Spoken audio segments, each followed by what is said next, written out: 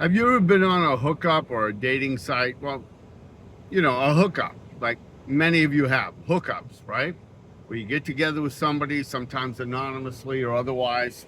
Ever been on one of those sites? Well, there are all kinds of people there. You have people who are just looking for vanilla sex. There are people looking for lifetime companions.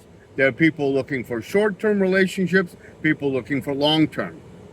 And then you have the cross dressers and the fetishists and the people cheating on their wives, lots of those. The people who like very, very young and very smooth, and the people who like older and skinny and hairy. There are people who like whips and chains, and people who even give me an offer that is so disgusting I can't even say on here. There are young people too. This time of year, you'll get people who say they're 18. I'm quite certain some of them are not. You get all kinds of people, actually. But what you also get are people who would want to cause trouble. None of the people I just mentioned are necessarily interested in causing trouble. Yeah, you got the harassers and the people who claim that they're interested just so they can see you and what you look like, and then they can insult you. Yeah, I don't mean those. I mean people like the police who go on there and wade into that morass of humanity, doing lawful activity, but activity that they don't want publicized, right? Free activity, lawful activity, honest activity. But this is the perfect place for the police to play at pretending that they're rescuing minors. And why? Well, for the reasons I just said. It is a hodgepodge, confusing mess of role players and gamers and all the others that I mentioned, including the intellectually disabled, the lazy, the abusive, the manipulative, the alpha males, you name it. I mean, I've seen every different type. Lesbians, what are they called? Women who like to use whips and chains, dominatrix. That's what I'm thinking of. I mean, that's the perfect place if you're a cop to weave a nasty little operation that's designed to grab one of these innocent people and pull them out and pretend like they're doing something that they're not. Think about it, folks.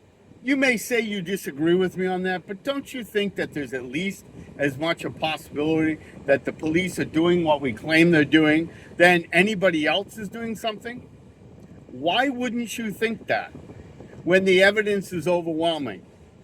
And it's just kind of curious that they would go through such an elaborate scheme. They could do like they do at protests or rallies or championship games that maybe have gotten a little out of control, or might be, or parades, or any kind of a match where there's a potential for violence. And what do the police do? They come by and they just watch.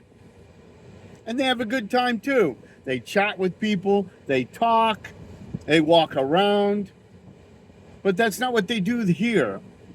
Because here they have a mission. And their mission is to entrap somebody no matter what. And if you think I'm wrong, look at some of the classes that they take when they get together. They talk about needing the finest technology in order to get the bad guys who are so much more sophisticated than them. But most of the people they entrap are not at all as sophisticated as them. After all, they don't know the game.